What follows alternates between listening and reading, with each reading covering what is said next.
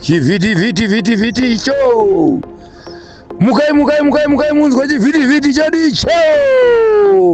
Yamakada kuterera panguva dzino ndiyo channel yenyu inonzi Kulian TV. Muri yeZimbabwe ndadzoka zvekare ndakakubatira ma updates zvinhu zvakasiyana siyana zvinenge zvichingoitika nekutora nzvimbo munyika yedu. Nasi panapa tine varwi vehondo yerusununguko vakazvipira kunosunungura iwewe neni kuti tinge tichitomboenjoya zvidiki zvatutomboita izvezvi zvacho izvozvo, but tinenge tichangizewanawo mamwe questions atichavabvunza kuti ko akuru wedu mazoti siyo tasvika apa ziyawo mana vakasumuka muchienda hondo dzacho makarukira muchirwira isusu here shuwa makuti siya takadaro ende muchiri vapenyu ende ndekupi kwatakananga ndiso anani chichange chichiitika. Nhasi allow me to say my father, because ukaona munhu wese akarwa hondo ndibaba wangu, nekuti nini mudhara wangu is a war veteran, but I'm not going to mention my father's name but channel name chasvika kusvika ndachembera handisi mention that because zozotanga pamwe ndiri munhu wekuti pamwe baba wangu ndo akandifurira kuti ndiite izvozvo. So hello general, rekangotangira pakuti general makadii zvenyu, you can introduce yourself to the viewers. Ndinotenda chokutanga ndoda kutenda kuva neni pachannel yeKulian TV. Inini I'm popularly known in Zimbabwean politics, I'm political circles as General Bonderai. Yes.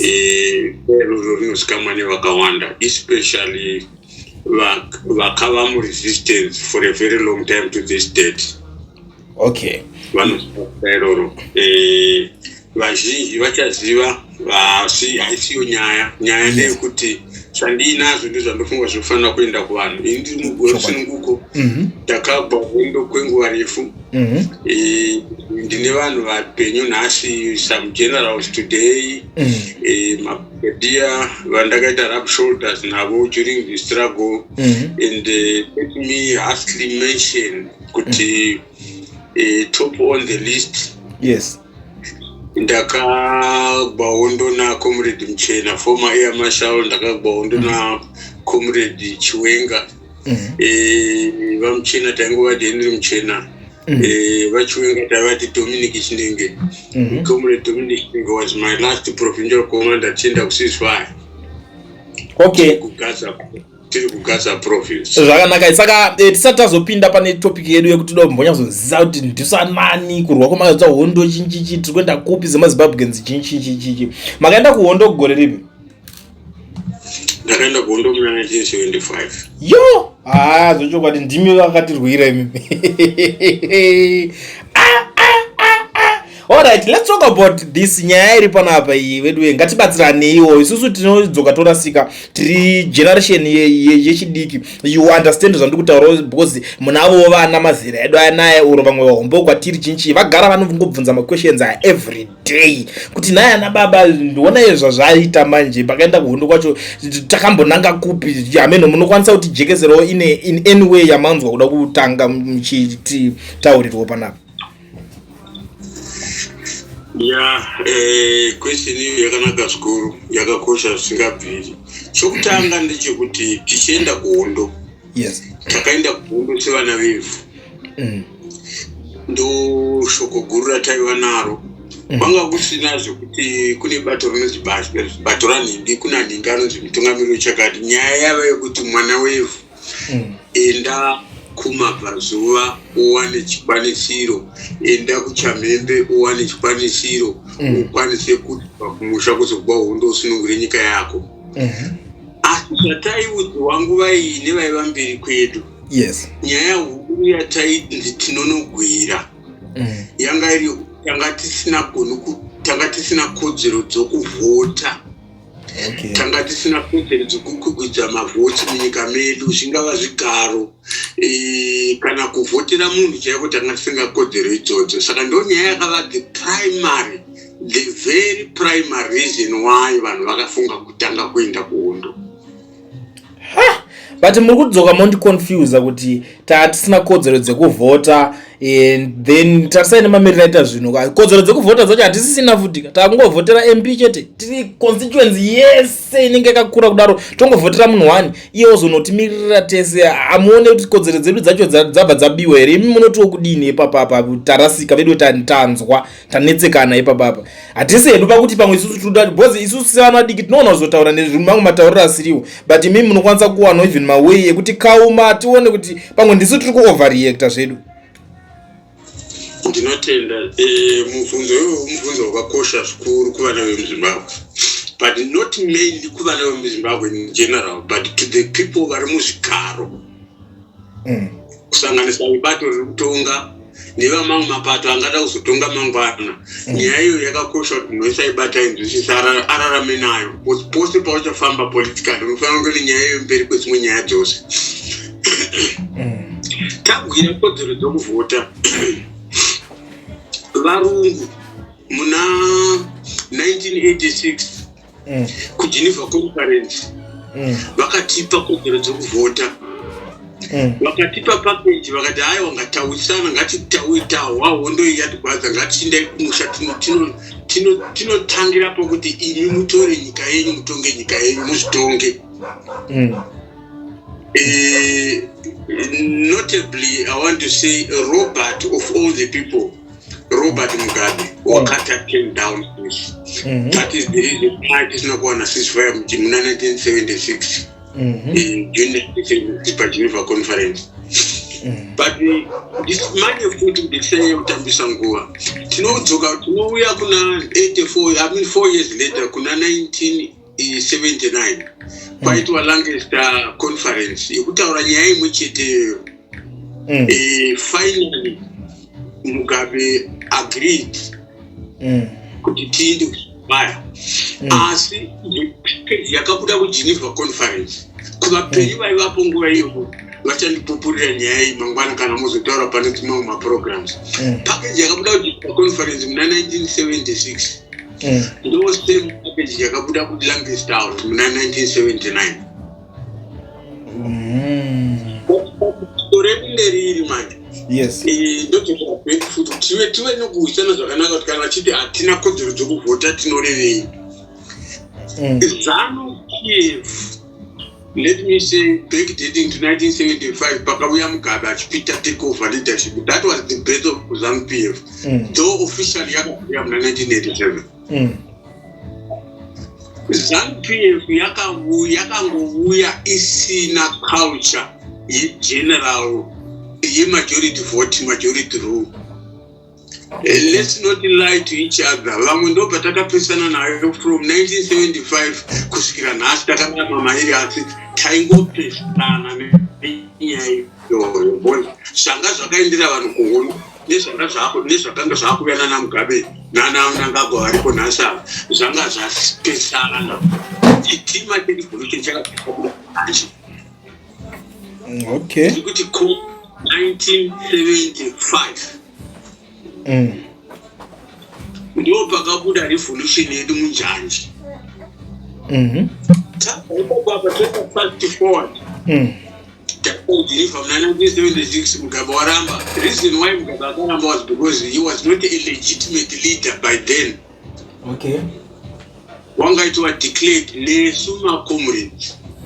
Vamwe vedu vaiziva project vakamupunyikidza kuti mamwe macomrades vangova mukati mayo, but this was now through violent means because pakaridzwa kuti because panga pambovurawo mamwe macomrades including leadership command yechimurema. I don't want to go back to that. Tobva ipapa ZANU-PF yakazoita congress yayo muna November 17 November 1977 kumoyo. That Congress was a bogus Congress because ZANU-PF isati yaenda kuoneka kuti hatiti Congress ukatabva kuhondo nemhaka yekuti Congress inoda electoral college, inoda membership. ZANU-PF yanga isina membership then. Okay. Right. So the bogus Congress was held in November 1977. Ndo yazvara kuti Mugabe achinzi leader, legitimate leader. uchizoti fast forward 2 years later ndokuenda kuLancaster conference kwakunoita hurukuro. Eventually Mugabe became the leader akauya kuma-elections, but again the core ye-revolution pachayo yanga isingauya neyayo. And in short, let me say this today, I'm not shy to say it. Those are Zarakufa kwa Tongo. Because Tongo Garai, everybody else he was reading did not agree with the idea that Mugabe akon the election. Chakaenda kuchukua conferences Patriotic Front under the political president Joshua Nkomo, under the military command as Josia Magama Tongo Gara. So these were the voices. If you go back to the Lancaster House conference, agreement. Some signatories the agreement, they will give you the answer or a better explanation to what I'm saying now. Because Mugabe was not a signatory.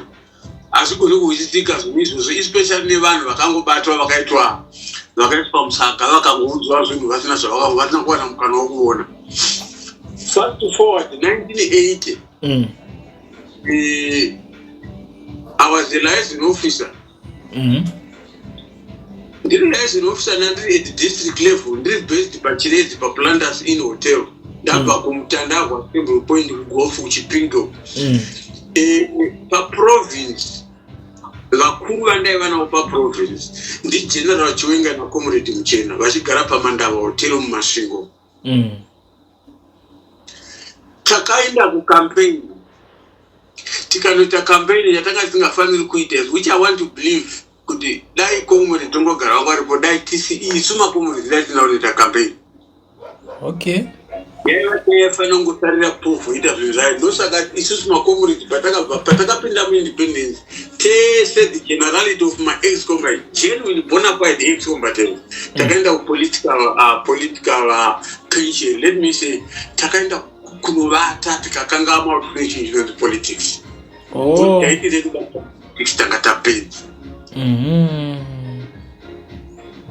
Right. Talk by Papa. My team project and my elections in 1980.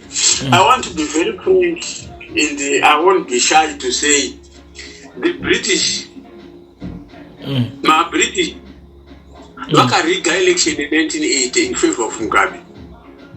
Huh? What? Yes, take it from me. I was a participant. We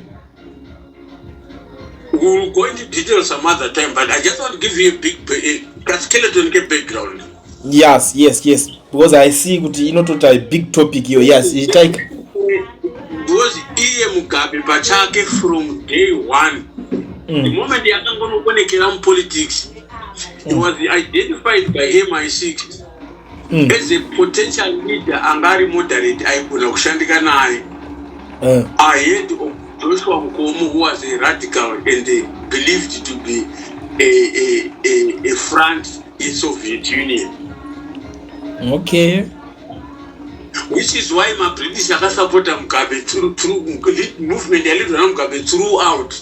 Though like things were up for a number of reasons. If you go into that now, don't digress. That represent let's do not go back to my headlines. That's just with Kevin Mambana cheetah fine tune. Yes. So why Papa no doubt take this, make it a record. Could the election campaign in 1980 was the most violent election campaign to this date in Zimbabwean history. Election campaign in 1980 ndo yakafa vanhu vakawanda kupfuura vanhu vafa muZimbabwe pama elections ose azotevera takamaunganidza pamwe chete.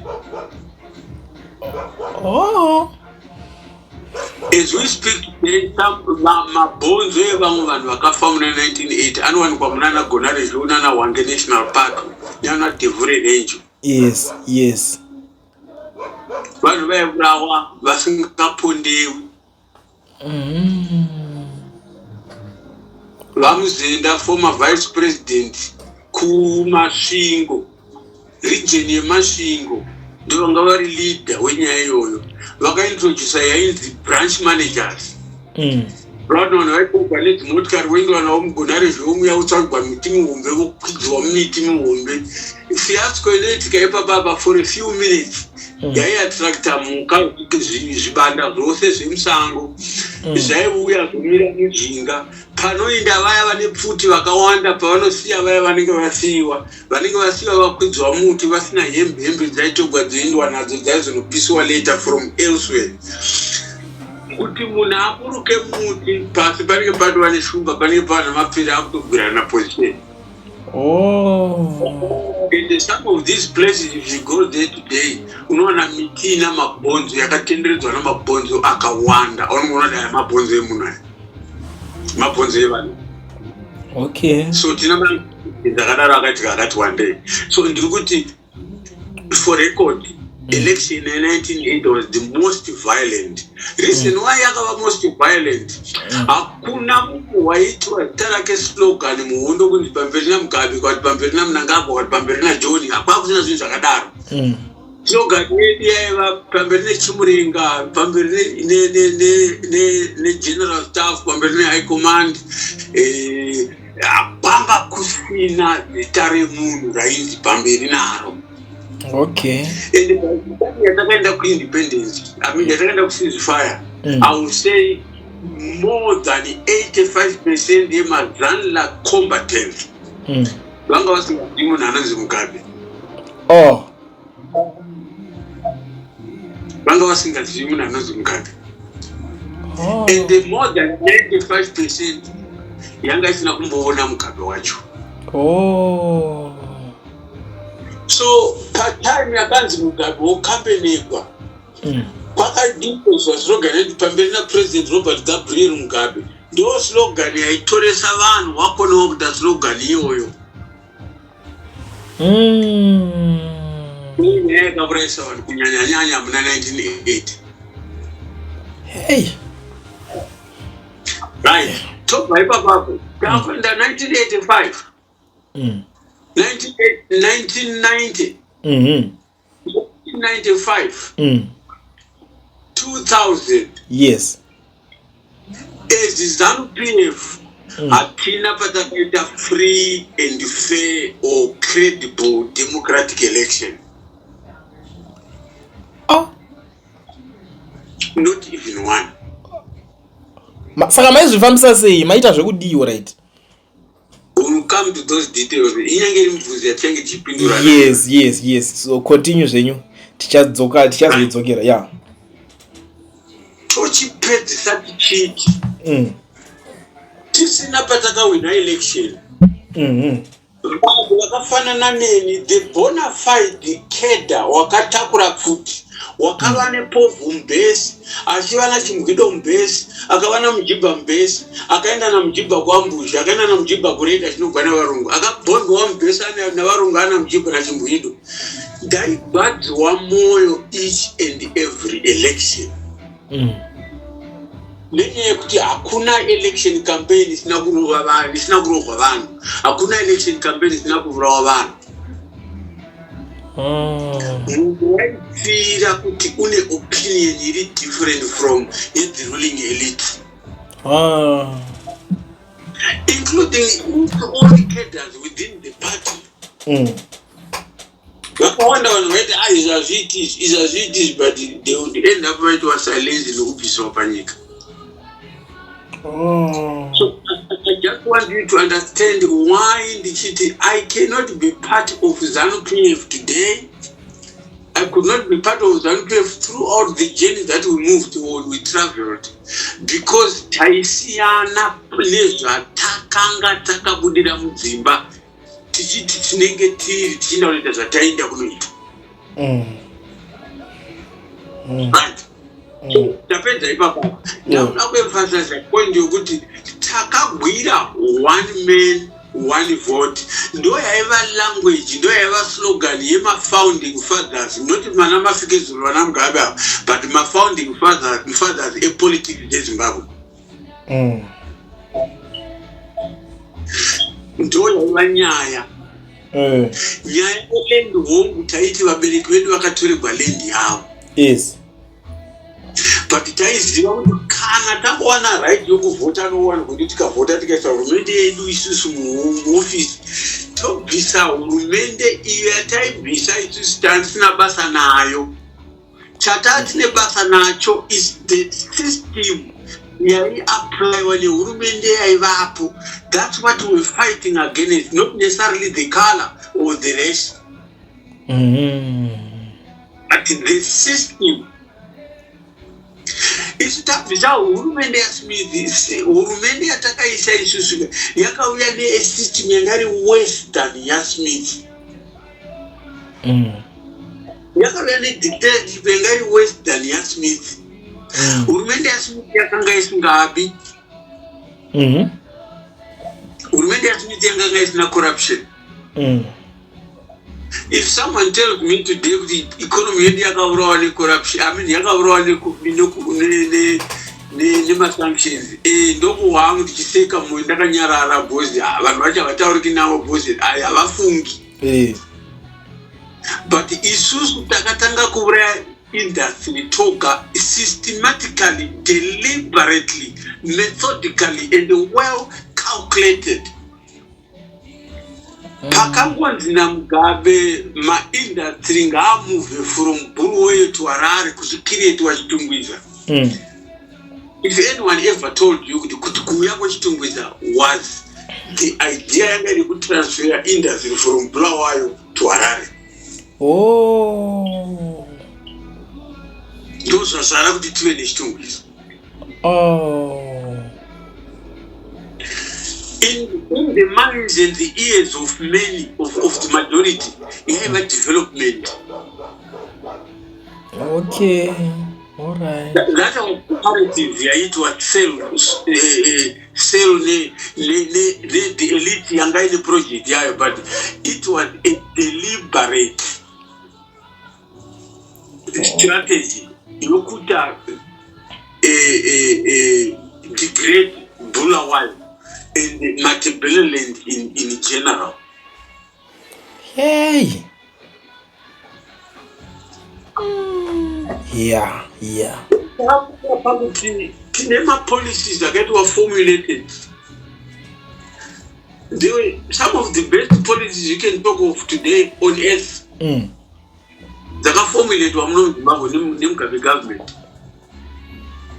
I'll pick one for example. The indigenization policy. But implementation yema policies edu.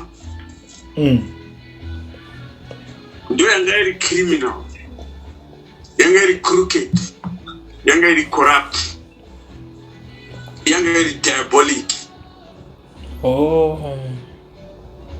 I see. Every policy introduced. Through people could just run this regime, but it was technically and clinically meant for the elite. Yeah. Right. Now, David fast forward to land reform.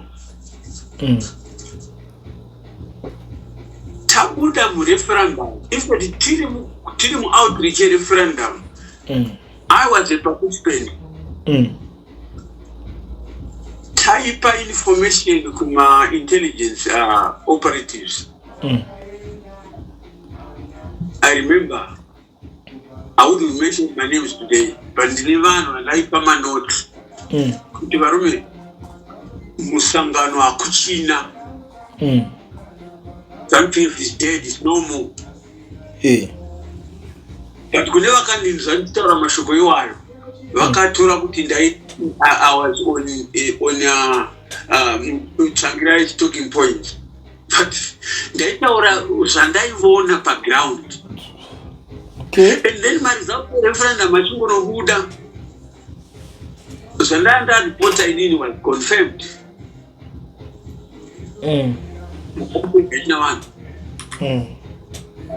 Right. And some of my colleagues, my comrades, kana pachatengesewa identity card, identity yangu hazina maka, let it be. Takaorganiza kuti tinoungana titaure nyaya kuti musangano hauchina power inotendiuya ini musangano unodliwa. Isusu ngatidlisa musangano ngaudliwe. Isu takagara mumaprazi totangira hondo yedu kubva ipapo. Whoever uchauya kuzotonga nyika ino hauzi angava murungu wavanga vani, totangira kubva naye tiri kumaprazi ikoko. Ukagara nyaya yekuti tiipinde mumaprazi. Saka mawana prazi? No. But mairwa muchipinda maprazi muchiorganize. Vakapa vanhu maprazi just like my colleagues. But ina ndakutora prazi ndakazogovegwa munda nabosi wangu wanga ari mukuru weprovince. Andigovera munda iwoyo ndakazoutoregwa kushava nuko. Aish.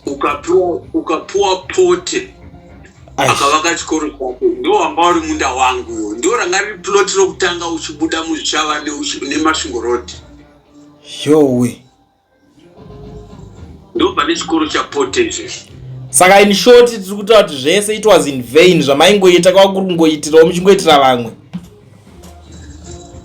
Because in I believe that's what we were meant for. Sure.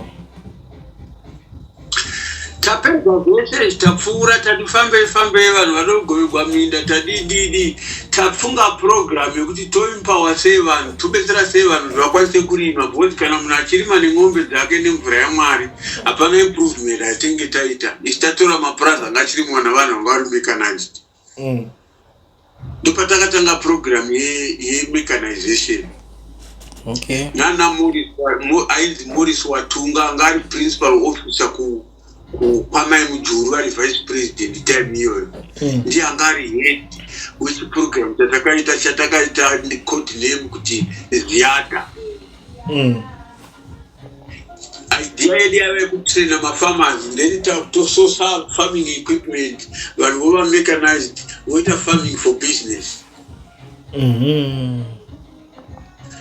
Asi vakuru vaigara zvigaro pavakaona nyaya iyoyo vakabvuta nyaya iyi vakaenda nayo kuna Mugabe vakamuratidza kuti no kune program yakadai but unofanira kuraniwa negovernment. Ndo patogwa program iya ndobva yapiwa kwaRPZ. Mechanization yakaitwa muZimbabwe. That was never a ZANU-PF brainchild. So pa land reform manga muri mese rina tsvangira koza head kuti tsvangirai anga aripo futi pakuitwa land reform achiri kuZANU-PF. Nyaya land reform yakataurwa kare. Tsvangira achimusisi.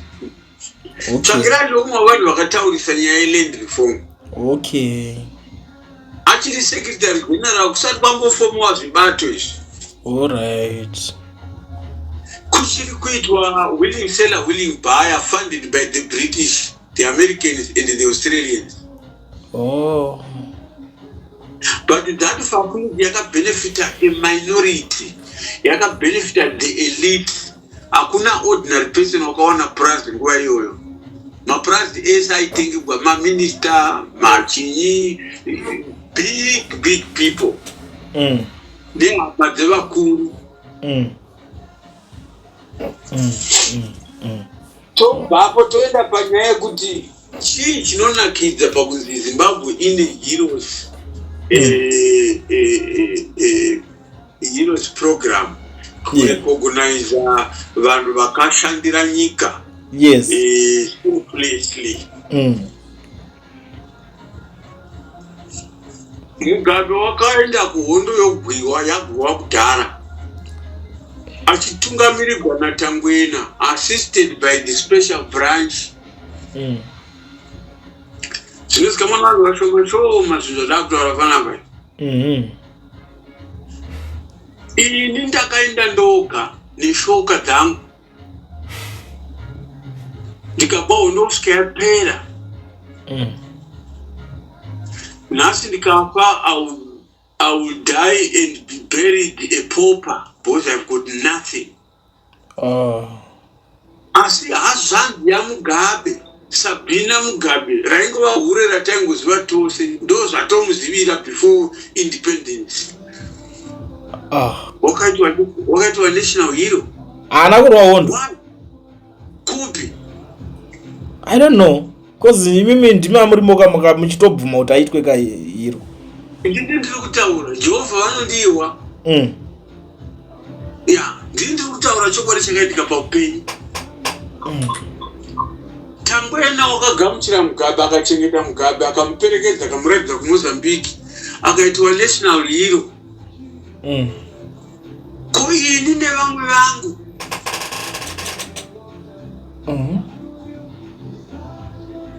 ko ini handina wakandipfekedza simbiri kuti ndisafugwa nenyere.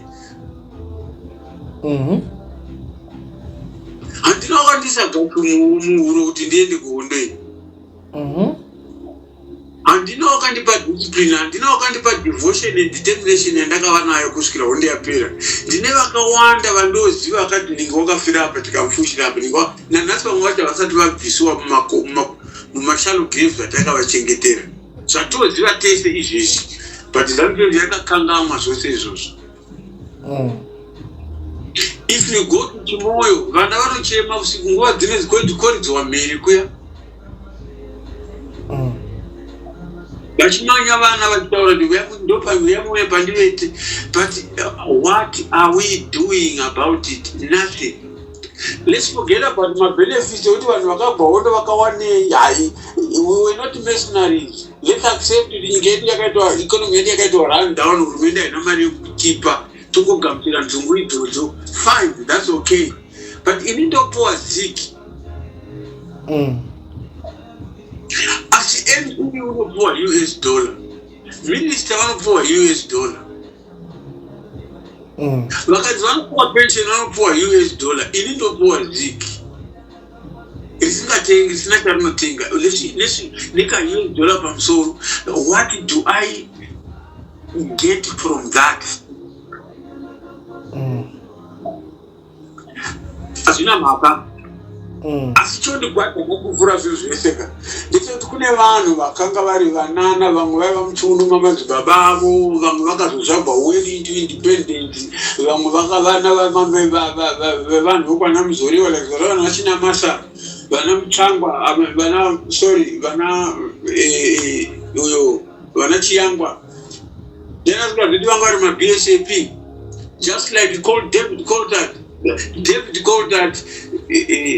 Mutsvangwa, Chiyangwa and the Chinamasa vakafanana according to their background. Fanana vanhu. But nhasi ndo vanondiudza kuti sit down, jump, turn left, turn right, walk, run. Ko Mutsvangwa mamuna here? Christopher. Yes. Christopher ndi senior teacher. Teacher wavatoto vabhita kurovati vana vehondo, vanana zvanga zviri kuhondo. Nditi waiva teacher wavo, not an instructor wamakomrade, teacher.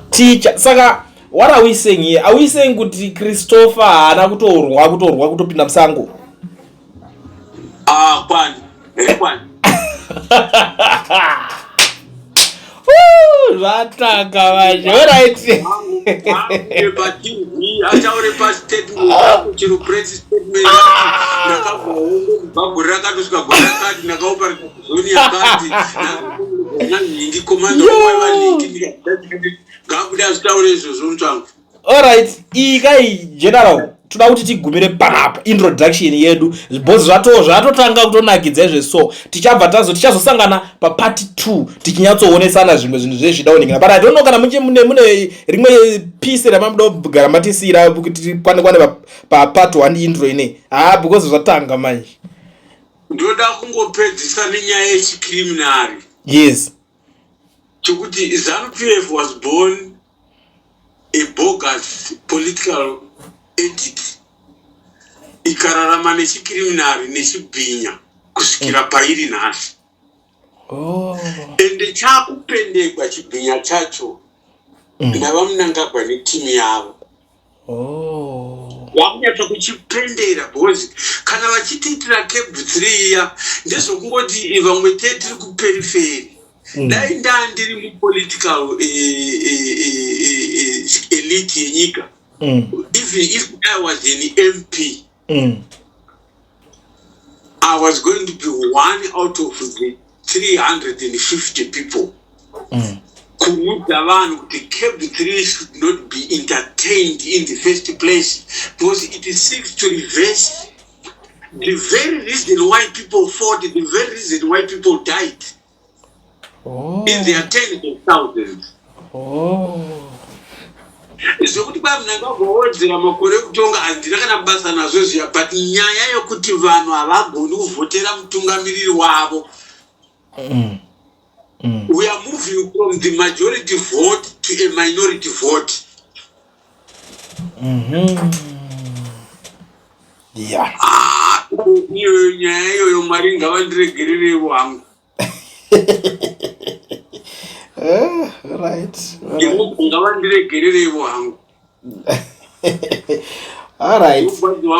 Nyaya iyoyo. Boss nyaya iyoyo inoreva kuti vanhu vose vakaenda kuhondo vakafa navapenyu. Mapenzi. Yeah, mapenzi vafungi vanhu vose vavo. And this is the reason why Mnangagwa never allowed to work with the vanhu vakabva musango. Waingonunga zvivanhu zvake zvimbudzi zvemurodi.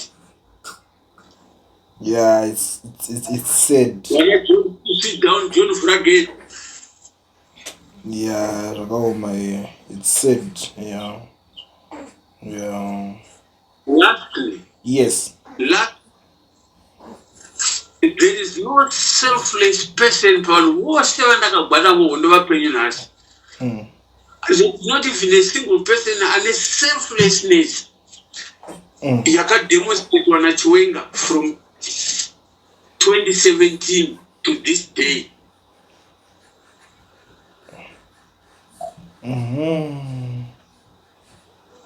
Yeah. All right. Thank you so much. Ameno kana manga mapedza pana Chiwenga baba. Cause and I don't know zvakutoita interesting. I think people should be glued in vakamirira part 2 yacho. Chiwenga is quiet. He's not saying anything. He's not saying he's leading a faction like they are saying. They are, mad slinging that guy, but that man is a true revolutionary. Anambotauka not even an iota from the Kosi revolution, from the ethos, the values, and the principles of that revolution.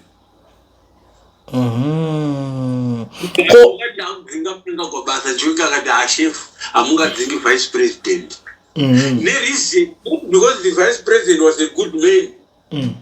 But when wakamira ne principle yokuti amungadzingi Mnangagwa nekuda kwenyaya yemukadzi wenyu. Yes. But today, so Mnangagwa given an opportunity.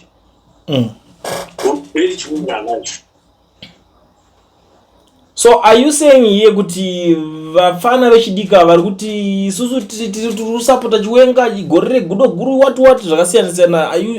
Are you saying kuti they are not connected directly kuna Chiwenga wacho, vari kungoita zvemusoro wavo here? Ndoda kutora munhu one wakava too vocal kuti achitaura Lacoste talking points. Who is that one? Mukomana anonzi Traore amunoda wakazvagwa nehure rekupi. Handizviti baba vako ndewe kupi. But what he is saying about my colleagues, what he is saying about our revolution, ndorwadziwa pane pandakota pachinzi Traore unoti waizivana naComrade Geza. Waivapo pana Comrade Geza in every respect. Let me tell you some. A picture ye launch ye Geza revolution. Ndayaona? Which 11-5 with a lot of flanked in one of both sides. Yes, ndayaona ndaiziva. Yes. One of them the comrade Knox Chiwero. Yes. The other one the comrade Bernard Manyata Paka Chipoera. The other one the Horwe Okumash West. Look. Vaya varipaya. Include Knox Watch. The most senior ndiye Bernard Manyata. Paka Chipoera. Ndoda ringare. Tasara na hii today na varugare gumbu. Ndovo kwa penye wandozi varipo izvi. Oh. Yeah. Vadiwa havana kumbodiwa na Mugabe. Vadiwa havana kumbodiwa na comrade ED. Vanhu vaviri vavandokuta vandataura vakavanoekwa zvokuti dai vaigona kufukidzwa mangwana vemuka vakafushirwa. But look, pakaitwa launch here. I was there. Ndiri kubackground. Ndimwe wamapioneers weproject here. Whoa. Zviri kutaurwa naTraore zvaizvi hazvondigwadzai. So I think kana zvichiita one day ndichambo kusanganisa, since you are the pioneers chokwadi chogara changobuda, but here Traore is no longer part of this whole thing. He goes back to Mnangagwa. Lastly, the revolution is an ongoing process. Okay. Haina muridzi.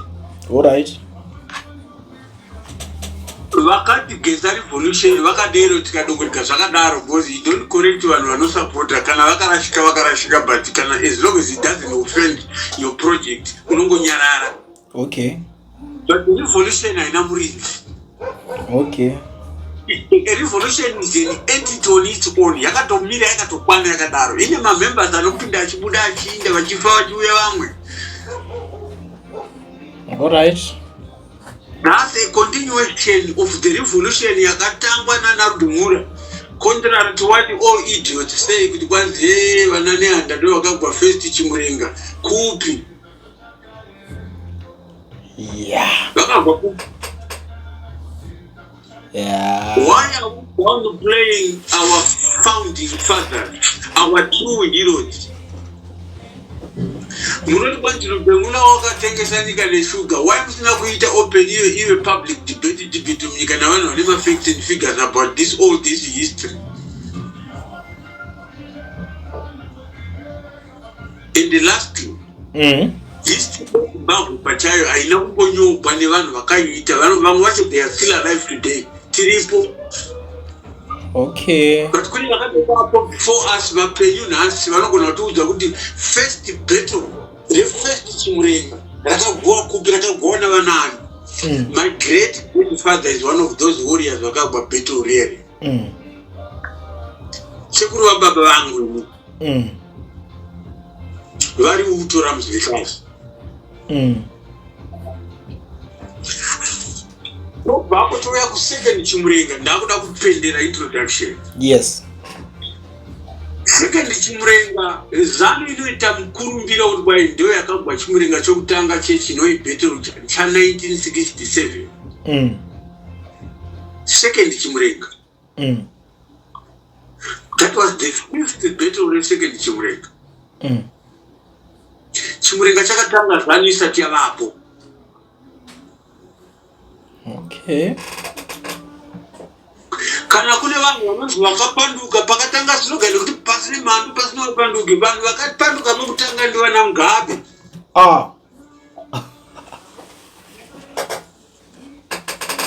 Ndo vakatenda kuvarungu kuti tonomisa hondo kana mukatimurisa mujeri.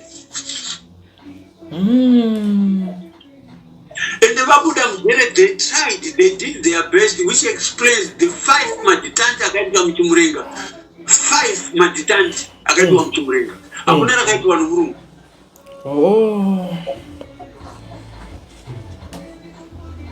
zvinova zvaita result in the death of vanhu vakafanana vana Chitepo,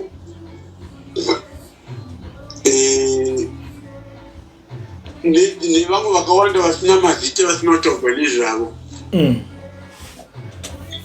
Yaiva nyaya yekuda kubvuta chigaro chokutungamirira chimuremba. Vana JZ Moyo ndio zvafura vana Alfred Nikita Mangena. But all these heroes havasi kutaurwa nezvavo. Vanhu vakanga vachifanira kutaura nyaya iyi zvekuti nyange vakanga vasingatendi kuitaura vaitaura chete. Vanhu vakafanana naLookout Masuku. That's why he's not here today.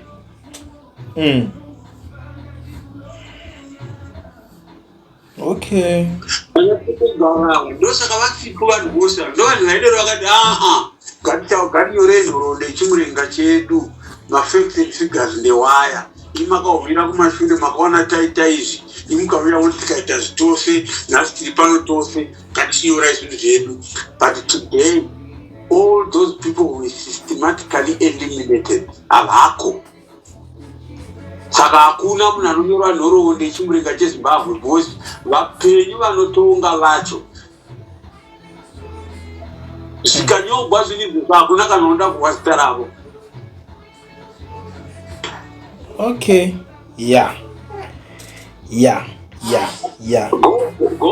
Go back to Nyadzonya massacre. Toblima varungu bodi vakaenda nendege nedzimotikari nepfuti vachifura vanhu but vakaendeswa nani. Waiva neinterest yekuti vanhu ivo havafe ndiani, murungu here kana kuti munhu.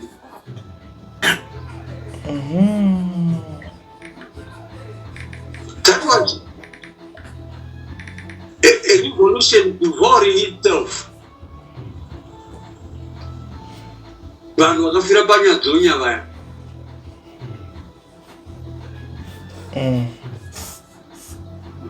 Munhu waida chigaro, munhu waida kueliminate macommanders, munhu waida kueliminate masenior cadres. Wakambodzwa kuti kwakamboita vararaidzi machuwa-chuwa. Ndakambonzwa nezvaro but I didn't know the meaning. Vaireva mazipra. Pakaitwa ZIPA, Zimbabwe People's Army, the idea was to hijack command yanga iri kuZanla necommand yanga iri kuZIPRA uneutralize wakutanga chinhu chitsva chetungamirirwa naMugabe changa chaiswa mumaoko maMujuru. Rex Nongo. That's why a lot of people talk great about Rex Nongo, but I don't. Why? I'll talk about it some other time, not today.